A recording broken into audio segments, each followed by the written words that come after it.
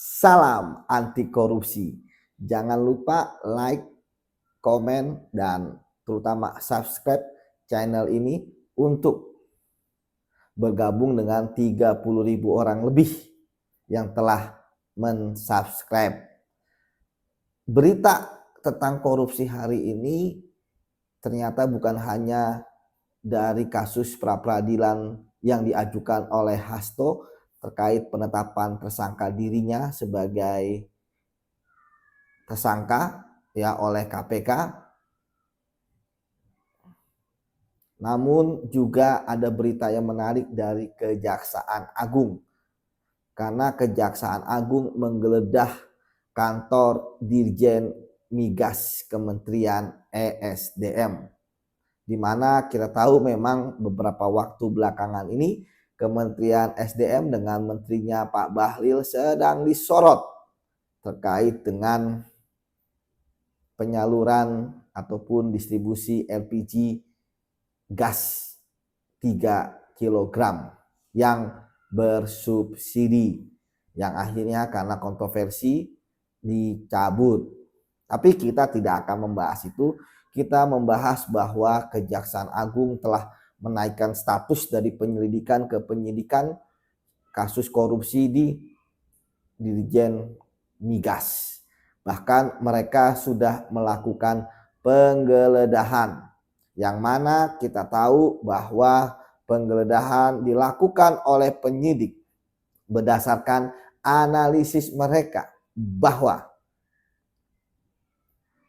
di tempat tersebut, ya, entah itu di kantor, entah itu di rumah, diduga disembunyikannya barang bukti untuk memperkuat pembuktian yang sudah ada dalam rangka memenuhi unsur-unsur tindak pidana korupsi yang disangkakan, termasuk melengkapi berkas perkara hingga nanti P21. Nah, sekarang kita kembali ke hasilnya. Kejaksaan Agung sudah menyampaikan melalui rilisnya Pak Pak Kapuspen, Pak Hardy Siregar. Nah, Pak Hardy Siregar, kalau saya Yudi Harhab, mungkin masih saudara ya. Ada 3 ruangan yang digeledah, ya, jadi nggak semuanya, memang nggak semuanya, ya. Kalau geledah itu pasti ada surat perintah penggeledahannya. Dan memang tentu tadi saya katakan tidak serampangan, tidak sembarangan, hanya yang dituju, tidak sapu jagat lah. Yaitu di ruangan Direktur Pembinaan Usaha Hulu, Direktur Pembinaan Usaha Hilir, dan ruangan Sekretaris Direktorat Jenderal Migas. Tentu diharapkan bahwa dalam penggeledahan itu ditemukan ya barang-barang bukti yang tidak mungkin didapatkan dari permintaan, karena kan bisa juga barang yang disita itu dokumen dari permintaan, tolong surat ini, dokumen ini, berita acara ini, notilensi rapat ini, tapi kan tentu yang diberikan tentu yang formalitis ya. Kita geledah itu yang ingin didapatkan yang istilahnya ada sesuatu yang berbeda dengan yang formal. Apa itu? Tentu banyak ya, misalnya coretan, ada disposisi, atau hal-hal lain yang pasti tidak akan diberikan karena akan memperberat ya bagi pihak-pihak yang terkait. Nah, dari 3 ruangan tersebut ya ditemukan 15 ponsel. Ya, ini ponselnya biasa ponsel pegawai, dan kalau diambil tentu di situ ada pembicaraan, ada percakapan ya, baik itu sosial media mereka seperti WhatsApp ataupun ada dokumen dan lain sebagainya. Jadi nggak sembarangan diambil karena penyidik tentu menghormati hak privasi orang. Ada 5 dus dokumen, ada laptop ya, disita juga oleh penyidik ya, ini dilakukan oleh Kejaksaan Agung.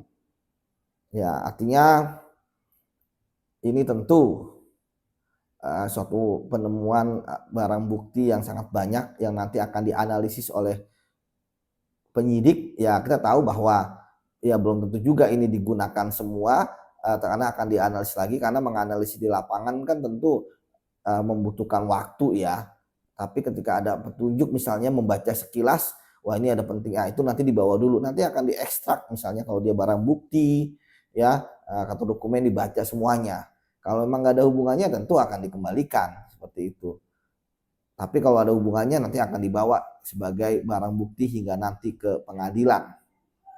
Kasus korupsinya ini sepertinya memang belum ada disebutkan dugaan kerugian keuangan negaranya, tapi saya pikir juga ini pasti besar ya, nangani Kejaksaan Agung. Kalau enggak kan pasti Kejati ataupun Kajari yang nangani ya.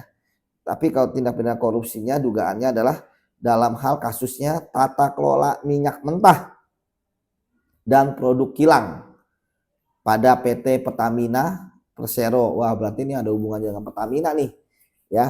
Subholding dan kontraktor kerjasama pada periode tahun 2018 sampai dengan 2023.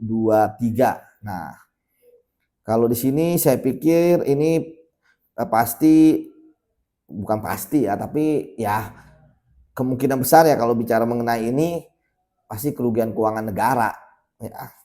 Nah, kita lihat nanti berapa kerugian negaranya, apalagi ini 5 tahun ya, 2018 sampai dengan 2023.